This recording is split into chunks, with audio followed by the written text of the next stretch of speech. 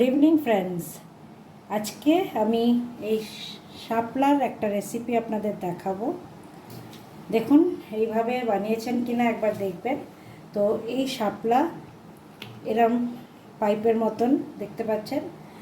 এটা কিভাবে করবেন, এটা ছাড়ানোরটা হচ্ছে এই বাইরের যে রোয়াটা একটু টেনে টেনে যদি আপনি টেনে দিন দেখবেন সব বেরিয়ে আসছে। তো আমার এই রোয়াটা আগে বের করে নিতে হবে। নেওয়ার পরে আমি ছোট ছোট সাইজের কেটে নেব।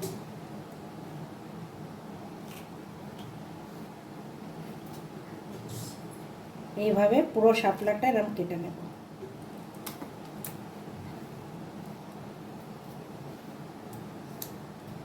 শাপলার পুরো আঁশ আমি ছাড়িয়ে নিয়েছি। এইভাবে এটা পুরো ডিসকার্ড করে দেব। আর এটা হচ্ছে শাপলা আমার কেটে ভালো করে ধুয়ে নিয়েছি। ধুতে ভালো করে হবে, কারণ হচ্ছে প্রচণ্ড নোংরা থাকে, তাই জন্য ভালো করে ধোবেন।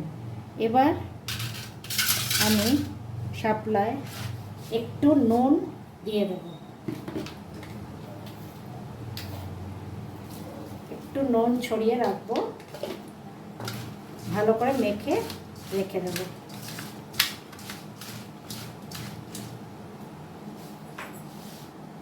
এবার একটি কড়াই গরম করে নিচ্ছি, আর এই কড়াইতে আমি দিয়ে দেব কিছুটা রসুনের কোয়া। আমি কিছুটা রসুনের কোয়া দিয়ে দিচ্ছি। একটা বড় কাঁচা লঙ্কা দিয়ে দিচ্ছি। তার সাথে এবার আমি দিয়ে নেব সামান্য কালো জিরে।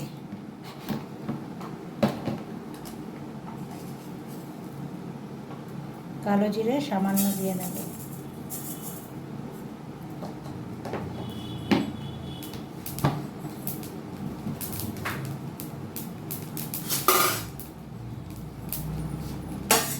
শুকনো খোলায় ভালো করে আমি এটাকে ভেজে নেব। আর একটা জিনিস দিয়ে নেব হচ্ছে সামান্য নারকেল কোড়া।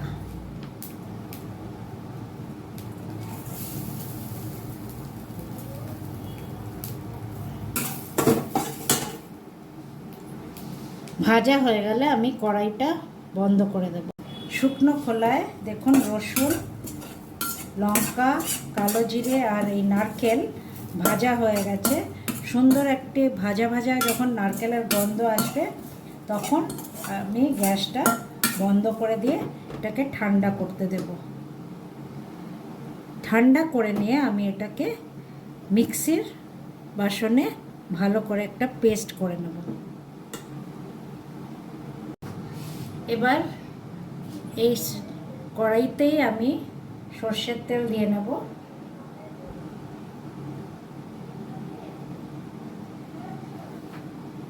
তার মধ্যে দিয়ে দেব কালো জিরে।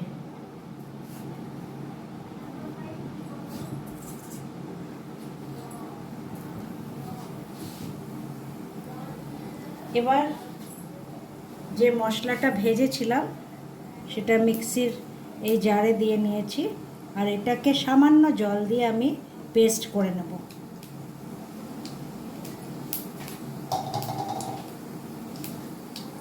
এবার এর মধ্যে আমি এই শাপলাটা দিয়ে দেব।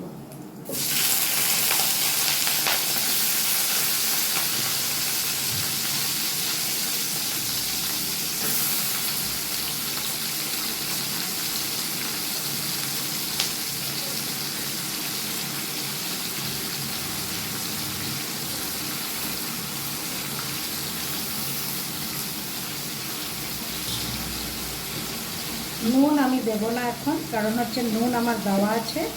আমি সামান্য হলুদ দেব।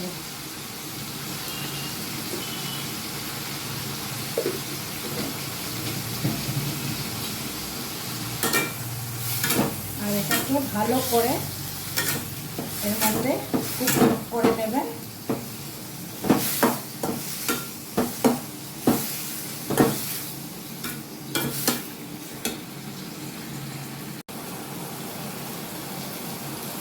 শাপলাটা খুব তেজ আছে করবেন, কারণ হচ্ছে জল বেরিয়ে যায় খুব তাড়াতাড়ি।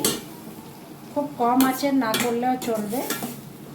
এবার আমি মশলাটা এর মধ্যে দিয়ে দেবো।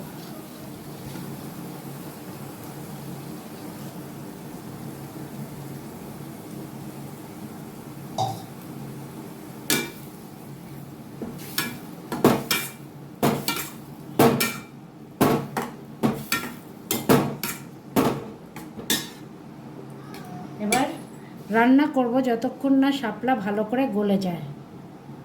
এবার আমি নুনটা দেখে নিলাম, নুনটা আমার সামান্য লাগবে, তাই সামান্য একটু লবণ দিয়ে নেব।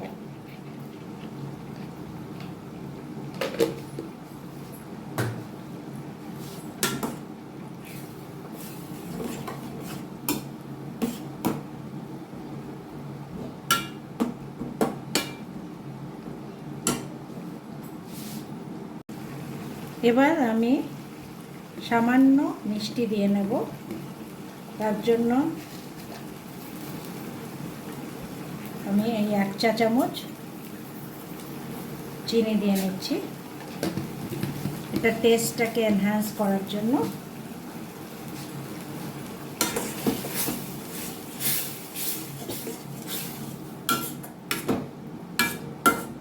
আর এটা ততক্ষণ রান্না করব যতক্ষণ না জলটা একটু কমে আসছে আর এটা একটু মাখা মাখা হবে। এই তৈরি হয়ে গেল আমার এই শাপলার একটি রেসিপি, খুবই টেস্টি রেসিপি। ট্রাই অবশ্যই করবেন। যদি ভালো লাগে নিশ্চয়ই সাবস্ক্রাইব করবেন, শেয়ার করবেন আর একটা লাইক নিশ্চয়ই দেবেন। Thank you and bye friends.